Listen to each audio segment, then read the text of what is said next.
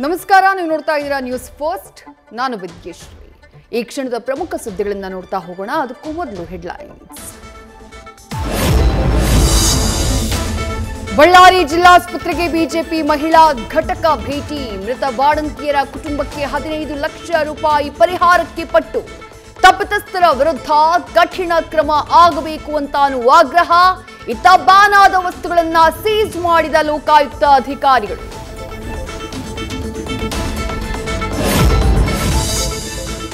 ಸರ್ಕಾರಿ ಆಸ್ಪತ್ರೆ ಬೆಡ್ ಮೇಲೆ ಬಿಂದಾಸಾಗಿ ಮಲಗಿದ ಬೀದಿ ನಾಯಿ. ರೋಗಿಗಳಿರಬೇಕಾದ ವಾರ್ಡ್ನ ಶ್ವಾನ ಅಡ್ಡ ಮಾಡಿಕೊಂಡ್ರು ಹೇಳೋರಿಲ್ಲ ಕೇಳೋರಿಲ್ಲ.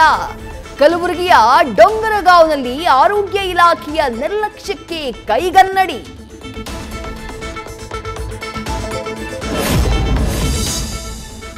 ರಾಜಕೀಯದಲ್ಲಿ ಬೆಳೆಯೋದನ್ನ ಯಾರೂ ತಡೆಯೋಕ್ಕಾಗಲ್ಲ. ನಿಖಿಲ್ಗೆ ಆಕ್ಟಿವ್ ಆಗಬೇಕು ಅಂತ ನಾನೇ ಹೇಳಿದ್ದೇನೆ. ನಿಖಿಲ್ ಕುಮಾರಸ್ವಾಮಿಗೆ ಫ್ಯಾಮಿಲಿ ಬ್ಯಾಕ್ ಗ್ರೌಂಡ್ ಇದೆ ಅಂತ ಮಾಹಿತಿ ಕೊಟ್ಟ ಪ್ರಧಾನಿ ಎಚ್.ಡಿ. ದೇವೇಗೌಡ.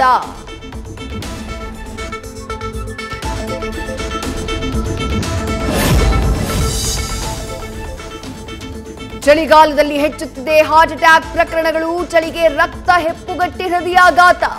ಕೊರೆಯೋ ಚಳಿಯಲ್ಲಿ ಮಾರ್ನಿಂಗ್ ವಾಕ್ ಮಾಡದಂತೆ ಜಯದೇವ ಹೃದ್ರೋಗ ಆಸ್ಪತ್ರೆ ವೈದ್ಯರ ಸಲಹೆ.